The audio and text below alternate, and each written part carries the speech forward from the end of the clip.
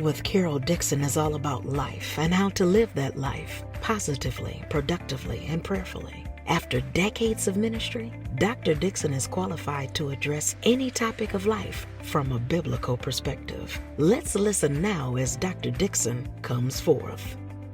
Well, bless the Lord, O my soul, and all that is within me. Bless his holy name. I look forward to this time with you. I'm glad you're here. Question: what unmet needs do you see in the community around you? And what steps could you take to address those needs this week? All right. And is there anything that you felt behind on a project or to-do list?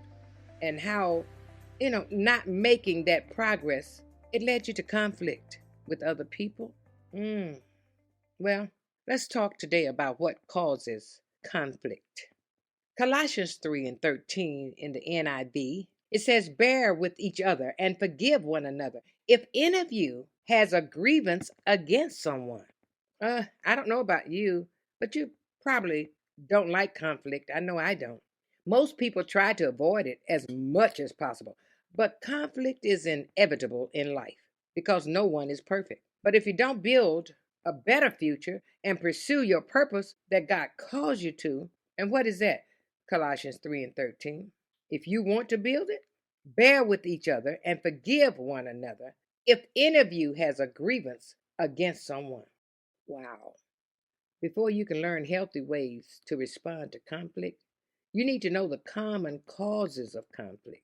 I'm still in Nehemiah, but the next chapter, Nehemiah 5. You'll find 4 common causes of conflict. Number 1, unmet basic needs.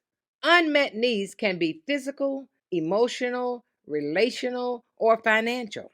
In Nehemiah's time, it was a physical need. People were hungry. They were working to rebuild the wall in Jerusalem, but encountered a famine. The people said, "We have such large families. We need more food to survive." That's the second verse of Nehemiah 5. Number 2, falling behind. When you feel like you're not making any progress, it's easy to become cranky, and that's always a good setup for conflict.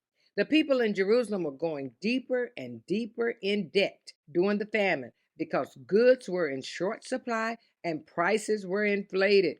Does that sound familiar, huh? They said, look at the third verse of Nehemiah 5. We have mortgaged our fields, vineyards, and homes to get food during the famine. What were they saying? They couldn't keep up. All right. Number 1, basic needs unmet. Number 2, falling behind. Number 3, insensitive leaders. Conflict is inevitable when the people who have the power don't do something about the problem. In addition to famine, the people of Israel were barely surviving because of insensitive leaders. Look at the 4th verse of Nehemiah 5. We have had to borrow money on our fields and vineyards to pay our taxes. Even though they were in a famine they could not control, the leadership wasn't giving anyone a tax break. Wow. All right. Unmet basic needs, falling behind, insensitive leaders. 4th thing, feeling powerless to change things. It can be frustrating when you see other people thriving around you while you're unable to make ends meet. People all around the world feel this way.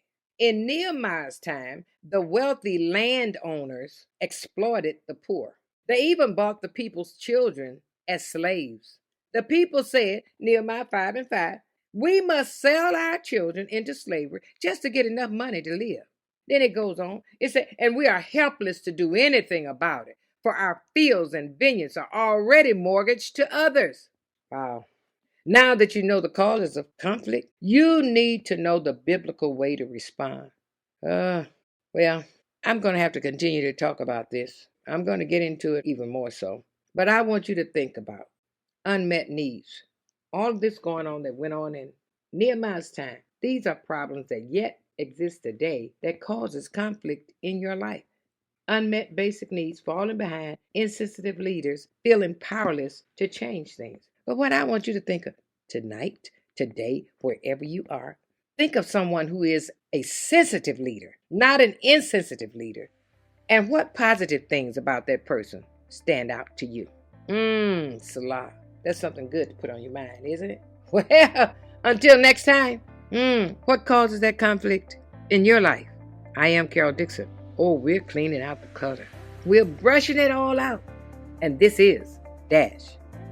We know you have been inspired. Your faith has been built, giving you a new perspective. Tell someone about Dash with Carol Dixon podcast. Someone you know needs to tune in. We're always on 24/7. Spread the word, won't you? We're helping you and many others with a positive, productive, and prayerful word. Thank you for joining us today. Take a moment now to leave a rating, review, and subscribe to our podcast app. On behalf of the entire team, thanks for listening to Dash with Carol Dixon.